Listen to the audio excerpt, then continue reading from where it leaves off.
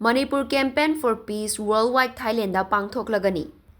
Manipur da tangdu laitaba puraknabagi pandamda Manipur Campaign for Peace Worldwide Malemgi thakta Thailand gi Phuket da pangthoklagani. Hairiba campaign asida Manipur gi inak khullaba culture amasung spiritual values sing malemgi thakta uttuna ing tappa nungsinaba amadi apunbagi wakhalon sagatnaba pandam thamli haina One Conscience Foundation na fongdorakli. Hiramasiga mari leinana Manipur Press Club da pangthokpa paugi mifam amada One Conscience ki director L Basanta Sharma na hai masa mau faba tinjang kaijang daba mapangal kanba citizen ama Manipur dagi puthokpa haiba pandamda ngasi dagi chahi ahumlom gi mamang dagi thabak tawduna lakpani. Meditation yoga amadi haksel gi kanglon kaya gi matangda lamdam asigi ching amadi tamgi miyamda khanghanaba honaduna lakhi. Adubu haukiba chahi English ani kunhumdoi gi May ahumdagi lamdam asigi mayon asi maikayamada lakpadagi foundation asigi mayon su hongduna lamdam asida tangdu laitaba fibamda hanjilaknaba foundation asida yauriba tongan-tonganba art form singi artist na chingba sing asina